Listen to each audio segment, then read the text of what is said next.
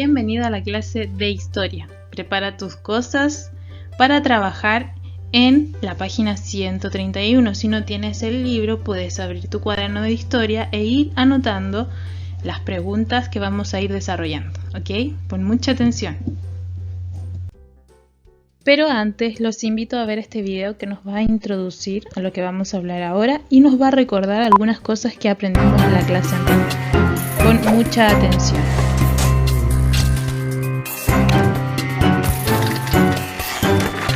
¿Quieres saber quiénes fueron los mayas?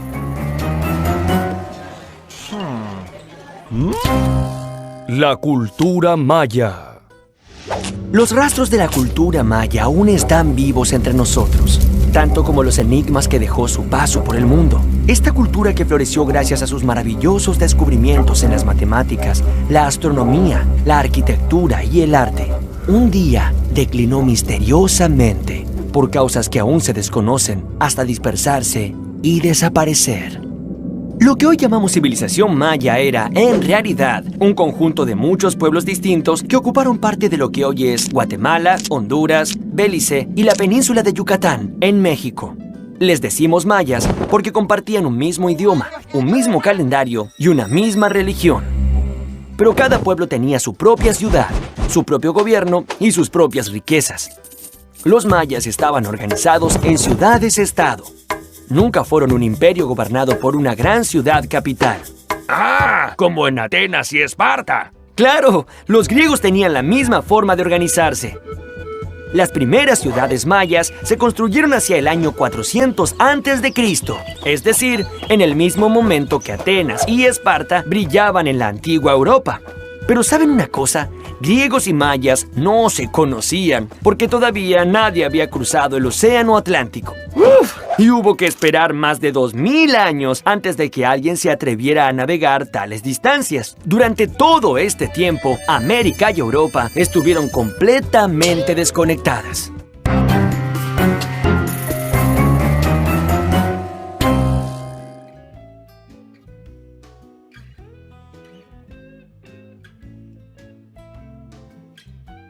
Recordemos lo que aprendimos la clase anterior. Sabemos que estos mayas crearon grandes ciudades en diferentes puntos de Centroamérica, ¿cierto? En lo que hoy día podemos decir que hay diferentes países, ¿cierto? Estas ciudades también se llamaban ciudades-estados. ¿Por qué estado? Porque esta comunidad social que ellos crearon estaba apoyada por una organización política, que lo vamos a ver más adelante. Estaban apoyados por un gobernador. Y cada ciudad tenía un gobernador, ¿ya? Es como que cada comuna, un ejemplo, no es que sea así, cada comuna tuviera un presidente, por ejemplo. Hoy en día cada comuna tiene un alcalde, ¿cierto? Pero eso no quita que el gobernador, el presidente, se supone que es el más importante.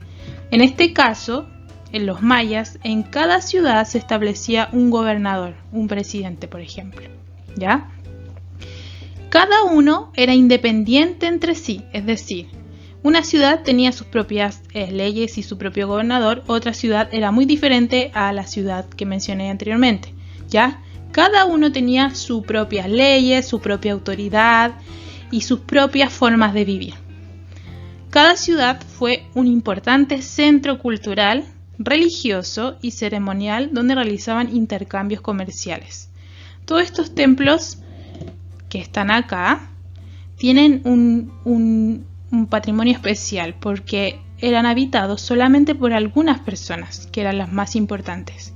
Y afuera de los templos se reunía la gente a, por ejemplo, presentar sus comercio, por ejemplo, sus verduras, sus cosechas o artesanías que ellos elaboraban. Y ellos la vendían o hacían intercambios.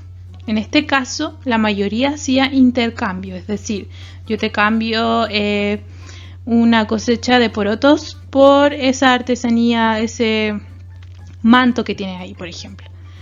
Así se trabajaba el intercambio. Leamos lo que dice acá: palacios próximos a los templos donde habitaban el Alach Uinik y los nobles. Centro ceremonial compuesto por templos piramidales. Estos eran los templos donde las personas también venían a entregar el culto a su dios, ¿ya? Como lo hablábamos anteriormente, la ciudad maya estaba conformada por, aparte de ciudad, estaba conformada por el Estado. El Estado se relacionaba con la organización en la cual ellos tenían a personas importantes gobernando estas ciudades. Una de ellas, que era la más importante, era la conocida como Alach-Winik. Él era el gobernante y tomaba las principales decisiones del gobierno. Dirigía el ejército, dictaba las leyes, administraba la justicia y organizaba el comercio y los asuntos religiosos. Era asesorado por un gran consejo y su poder era hereditario, es decir, que si tenía un hijo, el hijo iba a ser heredero de este trono en el que estaba él. Para gobernar designaba directamente a los funcionarios que le ayudaban. Es decir, prácticamente él decidía las leyes que se iban a implementar, dirigía al ejército y además administraba el comercio. Tenía muchos cargos importantes en organizar toda esta ciudad. Ahuacán, supremo sacerdote, encargado de dirigir los rituales, administrar los templos y vigilar los libros sagrados, los calendarios y los avances científicos. Tenía una gran influencia en las decisiones políticas. Antiguamente los sacerdotes eran como los más instruidos en cuanto a los estudios, por lo tanto siempre se confiaban de ellos. En este caso, el Ahuacán, como sacerdote, estaba encargado de estos enormes templos ceremoniales, donde realizaban muchos rituales. Luego viene el Nacom. El Nacom es el jefe militar supremo.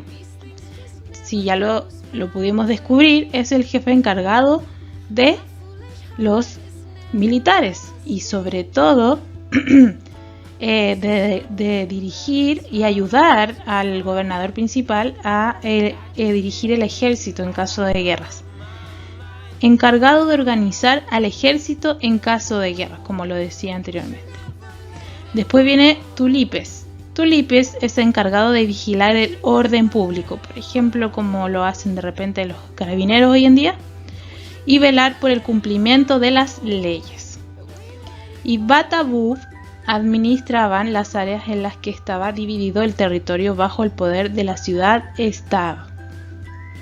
Entonces, todos estos participantes son los que se encargaban de alguna u otra manera, mantener el orden y el funcionamiento de estas ciudades.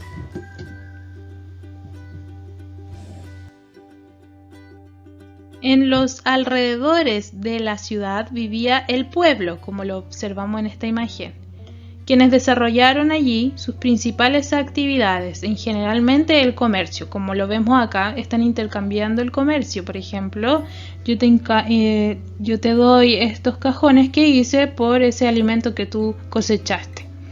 De esa manera se trabajaba en el comercio. O también ellos eran muy característicos por el desarrollo de la guerra y junto con ello el comercio. Dos formas en que se relacionaron las ciudades mayas. La guerra les proporcionaba a ellos adjudicarse, tomarse más territorios, y al tomarse más territorios podían tener muchas más ciudades, ¿cierto? Y también elaborar distintos comercios, porque dependiendo del territorio que estaban, era donde podían extraer, por ejemplo, diferentes alimentos o diferentes producciones para ellos elaborar artesanías, herramientas para la guerra también. Entonces para ellos era muy conveniente las guerras, ya que podían tomar diferentes territorios. Entonces, en la página 131, esta es la actividad que debiéramos hacer, súper cortita. Primero dice, 2. Elaboren un dibujo que represente la organización política maya. En tu cuaderno vas a elaborar un dibujo en donde represente la organización que estudiamos en los minutos anteriores. Adivina qué, acá te tengo un dibujo en donde está la organización política maya.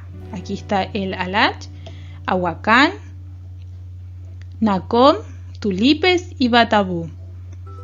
¿Ya? Así que puedes elaborar tu propia organización política guiándote por este dibujo que está acá. ¿Bien? 3. Para finalizar, comente junto al curso. Bueno, en este caso vamos a comentar entre tú y yo. A. ¿Qué similitudes y diferencias pueden observar entre la organización política de los antiguos mayas y la que existe en Chile? ¿Qué similitudes y qué diferencias? La primera similitud podría ser que, al igual que los mayas, nosotros tenemos un gobernante que se denomina como presidente, ¿cierto? Esa sería una similitud, en eso se parecen. Y una diferencia podría ser que hoy en día el país se organiza por estados y además no existe la esclavitud, ¿cierto? Vamos a la B. Respecto a esta comparación que hicimos en la A, ¿qué aspectos de la organización actual, es decir, de cómo nos organizamos hoy en día, valoran más ustedes y por qué?